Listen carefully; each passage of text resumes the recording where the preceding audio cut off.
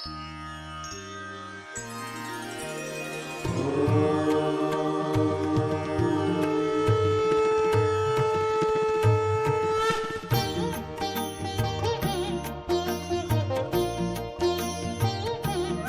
श्री महाकाल महादेव का फलित ज्योतिष शास्त्र में आपका स्वागत है। आज का टॉपिक में हम चर्चा करेंगे according to the red book we will learn today children.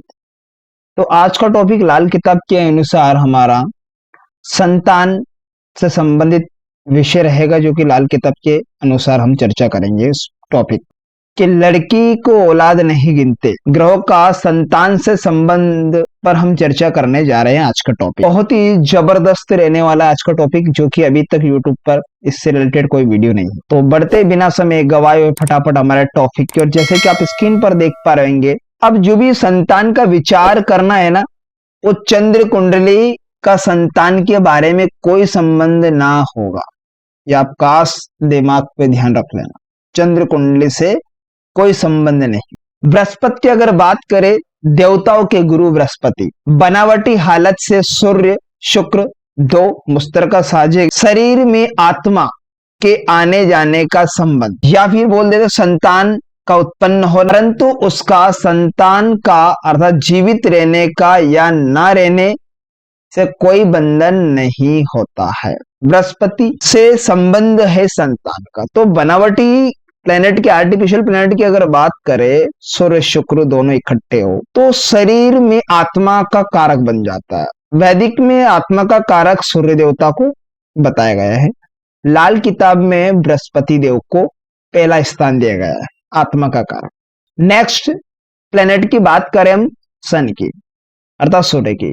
बनावटी हालत, जब भी जन्म कुंडली में शुक्र बुध मुश्तरका इकट्ठे हो किसी भी घर, तो माता के पेट के अंदर में रोशनी दे देना, जो कि खाना नंबर 4 को बहुत महत्वपूर्ण माना गया है लाल किताब के अकॉर्डिंग। चौथे घर को, वैसे पांचवा घर संतान का अपना घर होता है, विद्या का घर भी हो, तो रोशनी देने का काम करता है खाना नंबर 5 की कंडीशन को देखे माता के पेट के अंधेरे को, क्योंकि सूर्य से ही शुक्र बुध के मेल से आर्टिफिशियल प्लेनेट क्या बनता है, सूर्य देवता। पैदा होने के बाद चिराग का खानदान होना, विशेषकर नर संतान सेहत का स्वामी होगा, ये सूर्य की कंडीशन। चंद्रमा की बात करें तो बनावटी हालत की अगर बात करें ना, चंद्रमा की आर्टिफिशियल प्लेनेट की, सूर्य और बृहस्पति दोनों मिस्तर का इकट्ठे हो किसी भी घर में, तो आयु धन दौलत रुपए पैसे, पैतृक संपत्ति का सुख और पैतृक शुभ संबंध, पैतृक खून, नर मादा हर दो संतान का हो, ये आर्टिफिशियल प्लेनेट सूर्य बृहस्पति के इकट्ठे से होता है। अब बात कर लेते हैं वीनस की अर्थात शुक्र देव के बारे में। बनावटी हालत कब बनेगी शुक्र, आर्टिफिशियल प्लेनेट कब बनता है, क्योंकि राहु केतु दोनों एक ऐसे प्लेनेट है, इनकी वजह से ही शुक्र की तब्दील होती है, शुक्र का निर्माण होता है। ठीक है, अब यहां पर दोनों के मेल से एक आर्टिफिशियल प्लेनेट बनता है, वो है शुक्र।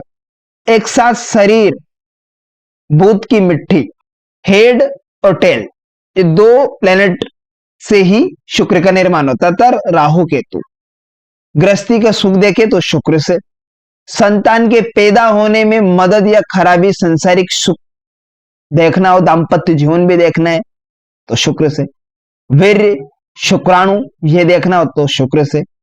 तो ये जन्म कुंडली में शुभ होना बेइंतहा जरूरी है, तब आप जब भी मां अपने बच्चों को जन्म दे पाती है, क्योंकि शुक्र का मजबूत होना भी बेहद जरूरी है। बात कर लेते हैं मार्स की, मंगल देवता। सूर्य बुध इकट्ठे हो मुश्तरका एक ही घर में एक साथ, तो शुभ माना जाएगा मंगल। भाई मामा का संबंध भी मंगल से होता है। अगर सूर्य शनि इकट्ठे हो तो यहां पर ऐसी कंडीशन में मंगलबद्ध होगा कि मंगल होगा, जो कि मामा के सुखों को खराब, भाई से संबंध भी खराब करेगा। एक साथ बैठे हो तो मंगलबद्ध।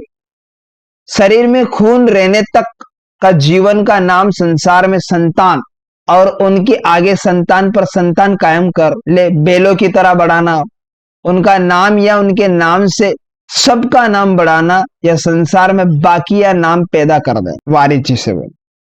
तो कुंडली वाले में हर तरह की जो पावर होगी, रूह है ना, आत्मा भूत को इकट्ठा पकड़े रखने की शक्ति, बेल की तरह संतान जीवित रखने का स्वामी होगा मंगल शुभ।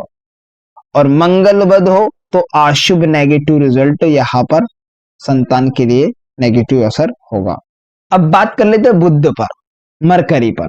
तो बनावटी बुध कब बनता है? जब बृहस्पति राहु दोनों इकट्ठे हो किसी भी घर में मुश्तरका एक साथ बैठे हो। ऐसे में क्या होगा? संतान का रिश्तेदार से संबंध और लड़कियों की जो नस्ल होगी ना उसका बढ़ावा लेना। कुंडली वाले में संतान पैदा करने की जो शक्ति होगी वो बहुत कम होगी। यानी जन्म कुंडली वाले और संतान के लिए दूसरों से मिलने और मिलाने के लिए क्या होगा? मैदान खुला करना या खाली आकाश ने खाना नंबर 12 की तरह इन सब के लिए हर और जगह खाली करके मैदान बढ़ा, मान तथा प्रसिद्धि हो, इज्जतमान प्रतिष्ठा। तो ये आर्टिफिशियल प्लेनेट बुध है। अब बात कर लेते हैं शनि की। बनावटी प्लेनेट शनि कब बनता है? शुक्र बृहस्पति दोनों इकट्ठे एक साथ हो तो केतु स्वभाव का शनि होता है। तो मंगल बुध एक साथ हो तो राहु स्वभाव का। संतान के पैदा होने का समय, जायदादी, प्रॉपर्टी से संबंध, मौत के बहाने और शक्ति बीमारियों को लेकर आता है शनि। जब शुक्र बृहस्पति इकट्ठे एक साथ तो केतु स्वभाव होगा, मंगल बुध तो राहु स्वभाव होगा। तो संतान पैदा होने के बाद में ये जमीन प्रॉपर्टी संबंधित और मौत का बहाने और बीमारियों को खड़ा करने वाला। बात कर लेते हैं राहु की। बनावटी हालत की अगर बात करें, मंगल शनि जब भी कुंडली में बनते तो उच्च का राहु बन जाता है। आर्टिफिशियल प्लैनेट कौन बनता है? उच्च का राहु। और बनावटी हालत की अगर बात करें राहु की, तो सूर्य शनि का मेल इकट्ठे हो मुश्तर के एक घर में तो नीच का राहु होता है। इन्हें बृहस्पति के प्रभाव के विपरीत होना या बृहस्पति को चुप कराना, आत्मा का आना जाना बंद कराना या मौत या बहुत देर तक औलाद का आना रोक देना या दूसरी छुपी छुपाई खराबियां या पाव के नीचे भूचाल पैदा करना, मगर लड़कियों की सहायता करता है लड़ाई झगड़े। इस प्रकार की कंडीशन राहु की सिचुएशन पर होगी। अब बात कर ले केतु की कंडीशन पर।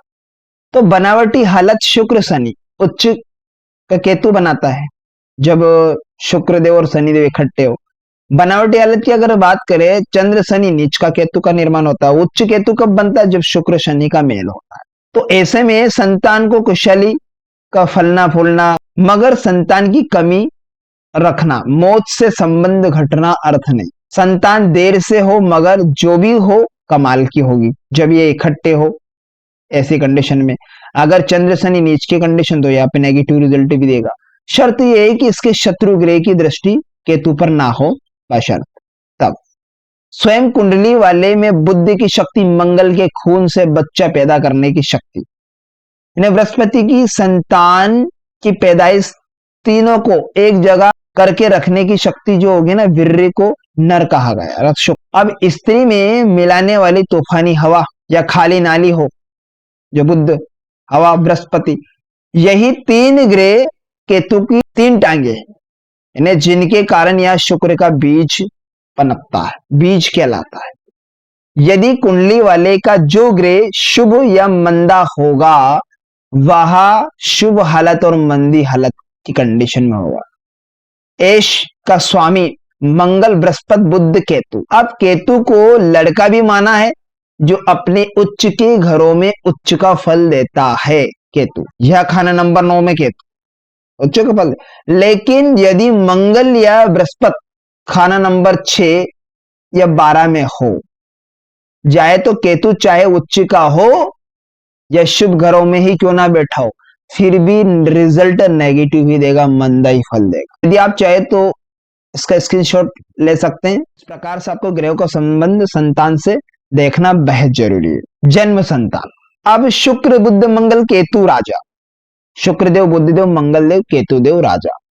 शनि भी शामिल होता हो, अगर शनि भी साथ में हो तो पहले अर्थात खंड नंबर 1 और खंड नंबर 5 में नर ग्रह बैठा हो, या बृहस्पति बैठ जाए, ठीक है, सूर्य बैठ जाए, तो चंद्र मंगल दूजे हो दूसरे घर में, केतु 11 हो 11वें घर में, तो जन्म समय संतान का होगा, और जिंदा या पैदा हो जो भी होती हो। बुध लड़की, नर केतु तो लड़का होगा, केतु लड़का देता है। गिनती भले 4 पर होती हो। केतु बैठा घर 11, जन्म कुंडली के 11वें घर में केतु बैठा हो तो गुरु चंद्र शनि आया घर 5वें में, या तो बृहस्पति हो, चंद्र हो या शनि देव 5वें घर में आ जाते हैं वर्षफल के हिसाब से। तो औलाद मंदी या देरी से हो, लाश पैदा हो या मुर्दे हो, कोई फिक्स नहीं है। केतु शनि बुध रवि शुक्र राहु अर्थात सूर्य शुक्र राहु उम्दा कुंडली में बैठे हो, खंड नंबर 5, खंड नंबर 3, खंड नंबर 11वें हो, तो समय पैदाइश लड़का लड़की हो, तो समय होगा वो पैदाइश का लड़का लड़की हो। लेख उम्र उस लंबा 6, लेख उम्र उस लंबा 6 हो, और केतु कायम तो लड़के कायम, लड़की कायम तो राहु कायम करता है।